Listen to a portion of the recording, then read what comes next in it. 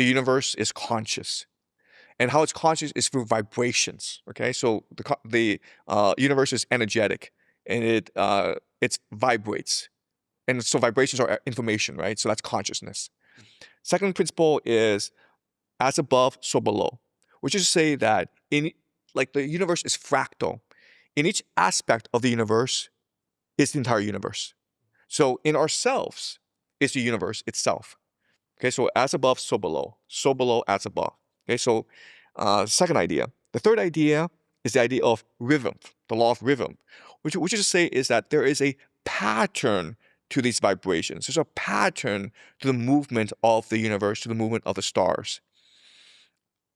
Number 4 is the idea of correspondence, which is to say that there are different dimensions, okay? An infinite set of dimensions that range from the material to the divine, okay? So the body, the heart, the mind, the soul, these are all different aspects of, these are all different dimensions, okay? They all correspond to each other, and that's what enables our individuality, right?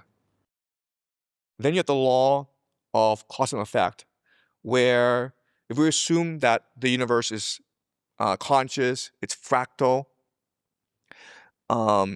it's interconnected, then whatever I do impacts you in a certain way. It's almost like the butterfly effect, where through individual action, through individual faith, we can impact the universe both in a positive or negative light.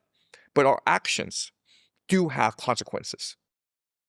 Then you have the law of polarity, which is to say that for every thing, there's an opposite, right? So think of yin and yang, think of thesis, antithesis.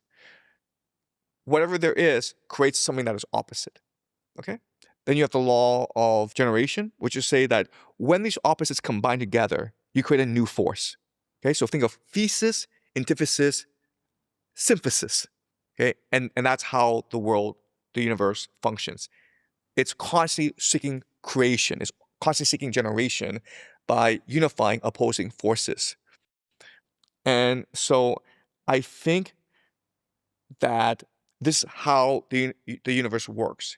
And God is the universe itself. So the movement of the universe is the consciousness of God. So we are inside God, but God is also inside us.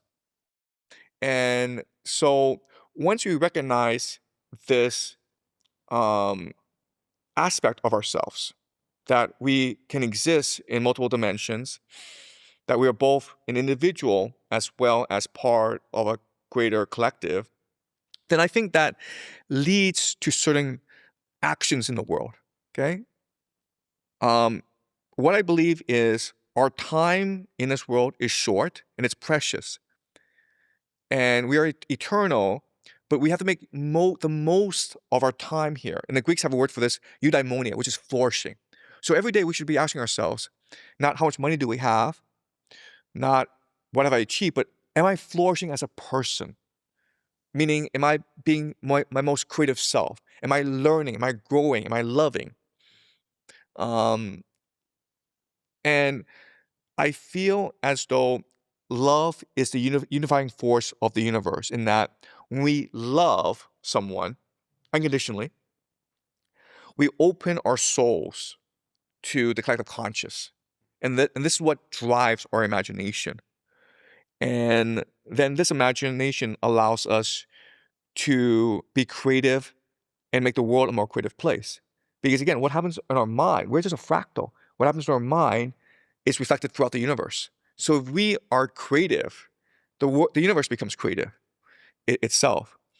And so for me, I take this to mean that my role in this world is to use my imagination to inspire others to use their imagination. And I do that through my teaching.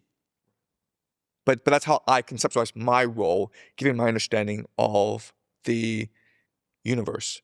So it's not really about like, what is God and does he exist? It's more about how can we make God smile? How can we ourselves make others smile and bring joy to the universe? Imagine that the entire world, the entire universe, both past and future. It's all watching your movement, what you do. And whatever you do today, we remember for all of eternity. And you should live accordingly to this principle. And Immanuel Kant calls this the categorical imperative. How do you know what is good, what is just, what is moral? If you are proud that everyone in the universe who's ever lived and whoever will ever live watches what you do and smiles at you.